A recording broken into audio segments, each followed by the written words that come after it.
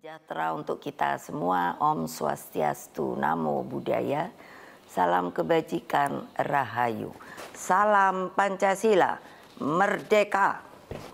Saudara-saudara sekalian, seluruh rakyat Indonesia yang saya cintai dan banggakan, dimanapun kalian berada. Puji syukur kehadirat Allah Subhanahu wa Ta'ala atas rahmat dan karunia-Nya yang diberikan kepada kita semua. Pada momentum yang sangat baik ini, setelah mendengarkan dengan seksama terhadap apa yang terjadi dalam kehidupan politik kita masa sekarang dan mempertimbangkan segala sesuatunya dengan hati nurani yang jernih sebagai kontemplasi, maka saya memutuskan sudah tiba saatnya untuk berbicara dengan nurani, berbicara dengan tuntunan akal sehat, dan berbicara dengan kebenaran yang hakiki. Dengan melihat persoalan yang kita hadapi akhir-akhir ini, maka izinkan saya berbicara di sini sebagai anak bangsa yang ikut berjuang bagi tegaknya demokrasi Indonesia, juga berbicara sebagai Presiden kelima Republik Indonesia, dan sebagai Ketua Umum Partai Demokrasi Indonesia Perjuangan. Saudara-saudara sekalian, keputusan Majelis Kehormatan Mahkamah Konstitusi telah memberikan cahaya terang di tengah kegelapan demokrasi. Keputusan MK tersebut menjadi bukti bahwa kekuatan moral, politik kebenaran, dan politik akal sehat tetap berdiri kokoh meski menghadapi rekayasa hukum konstitusi. Kita semua tentunya sangat-sangat prihatin dan menyayangkan mengapa hal tersebut sampai terjadi. Berulang kali saya mengatakan bahwa konstitusi itu adalah pranata kehidupan berbangsa dan bernegara yang harus diikuti dengan seluruh-seluruhnya. Konstitusi tidak hanya ditaati sebagai sebuah hukum dasar tertulis. Namun, konstitusi itu harus memiliki roh yang mewakili kehendak, tekad, dan cita-cita tentang bagaimana bangunan tata pemerintahan negara disusun dan dikelola dengan sebaik-baiknya, seperti yang dicita-citakan oleh para pendiri bangsa. Apa yang terjadi saat ini mengingatkan saya ketika sebagai Presiden Republik Indonesia saat itu diperintahkan melalui perubahan ketiga Undang-Undang Dasar 1945 yang diatur dalam pasal 7B, pasal 24 ayat 2 dan pasal 24C tentang dibentuknya Mahkamah Konstitusi.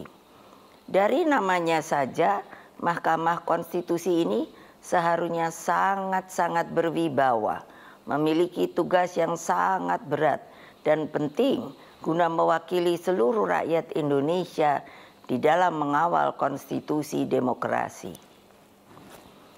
Dengan perannya yang begitu penting, saya sangat serius menggarap pembentukannya. Saya sebagai Presiden didampingi oleh Menteri Sekretaris Negara mencarikan sendiri gedungnya. Dan saya putuskan berada di dekat istana, yaitu suatu tempat yang sangat strategis yang disebut sebagai Ring 1, sehingga Mahkamah Konstitusi tersebut harus bermanfaat bukan bagi perorangan, tapi bagi rakyat, bangsa, dan negara.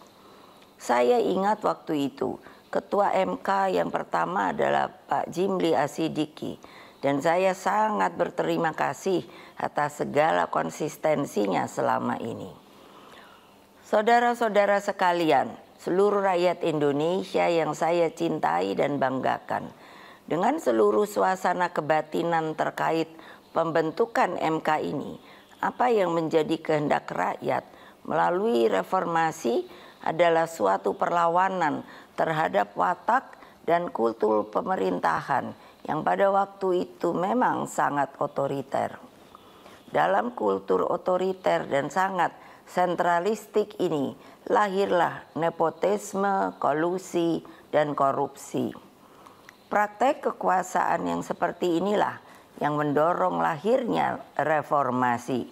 Semangat reformasi yang berkobar-kobar itu menggerakkan rakyat hingga masuklah zaman demokrasi. Bukan sebuah proses yang mudah, bukan yang indah, karena pada waktu itu sampai saat ini kita masih seharusnya mengenang dengan perasaan hati yang begitu sedih atas pengorbanan rakyat dan mahasiswa melalui peristiwa Kuda Tuli, peristiwa Trisakti, peristiwa Semanggi, hingga berbagai peristiwa penculikan para aktivis, bagian dari rakyat, dan lain-lain. Mereka banyak saksi-saksi hidup yang sampai hari ini berdiam diri. Semua menjadi wajah gelap demokrasi. Praktek kekuasaan yang otoriter itulah yang telah kita koreksi. Maka melalui reformasi janganlah lupa lahirlah demokratisasi melalui pelaksanaan pemilu presiden dan wakil presiden secara langsung dan terbatas, serta undang-undang tentang pemerintahan yang bebas dari nepotisme, kolusi, dan korupsi. Apa yang terjadi di Mahkamah Konstitusi akhir-akhir ini telah menyadarkan kita semua bahwa berbagai manipulasi hukum kembali terjadi. Itu semua akibat praktek kekuasaan yang telah mengabaikan kebenaran hakiki politik atas dasar nurani. Saudara-saudara sekalian, seluruh rakyat Indonesia yang saya cintai dimanapun kalian berada, jangan lupa kita adalah bangsa pejuang. Kita bangsa yang mampu mengatasi berbagai cobaan sejarah. Karena itulah dalam situasi seperti ini, mari kita kawal pemilu 2024 dengan nurani dan sepenuh hati. Kita jadikan pemilu 2024 sebagai momentum untuk mendapatkan pemimpin terbaik yang benar-benar mewakili seluruh kehendak rakyat Indonesia, mengayomi agar Indonesia menjadi bangsa hebat, unggul, dan berdiri di atas kaki sendiri. Rekayasa hukum tidak boleh terjadi lagi. Hukum harus menjadi alat yang menghadirkan kebenaran. Hukum harus menjadi alat mewujudkan keadilan. Hukum harus menjadi alat mengayomi seluruh bangsa dan negara Indonesia. Dengan keadilan inilah kemakmuran pasti akan bisa diwujudkan. Karena itulah terus genggam erat semangat reformasi itu. Jangan lupa terus kawal demokrasi berdasarkan nurani. Jangan takut untuk bersuara, jangan takut untuk berpendapat, selama segala sesuatunya tetap berakar pada kehendak hati rakyat. Terus kawal dan tegakkan demokrasi. Itulah kewajiban kita sebagai warga bangsa dan bahkan menjadi keharusan setiap anak negeri dan bangsa agar tidak terjadi kesewenang-wenangan. Sebab kedaulatan rakyat harus terus kita junjung tinggi. Pemilu yang demokratis, yang jujur, adil, langsung, umum, bebas, dan rahasia harus dijalankan tanpa ada kecuali. Rakyat jangan diintimidasi seperti dulu lagi. Jangan biarkan kecurangan pemilu yang akhir ini terlihat sudah mulai akan terjadi lagi. Gunakan hak pilihmu dengan tuntunan nurani. Semoga Allah yang Maha Kuasa meridui perjuangan kita. Merdeka, merdeka, merdeka. Terima kasih.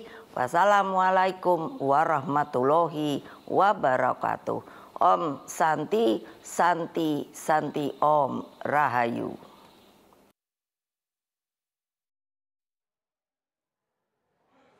Ya pemirsa, baru saja kita mendengarkan pidato yang disampaikan oleh Megawati Soekarno Putri dalam kapasitasnya sebagai Ketua Umum PDI Perjuangan dan juga Presiden Republik Indonesia yang kelima. Pidato tersebut disampaikan dengan tema suara hati nurani, yakni dalam menyikapi dinamika politik nasional saat ini, di mana dalam pembahasannya tadi adalah mengenai putusan MK.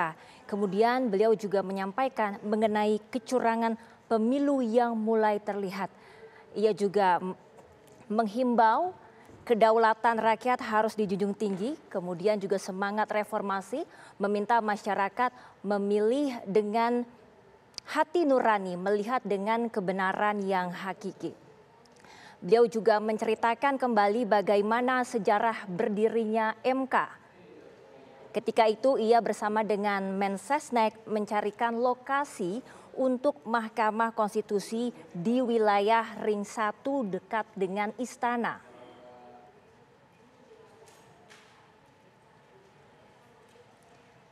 Kemudian Megawati dalam pidatonya juga menceritakan mengenai penculikan aktivis tahun 98 yang merupakan wajah gelap demokrasi di Indonesia ketika itu. Ia melihat kini ada manipulasi hukum dan juga praktek kekuasaan.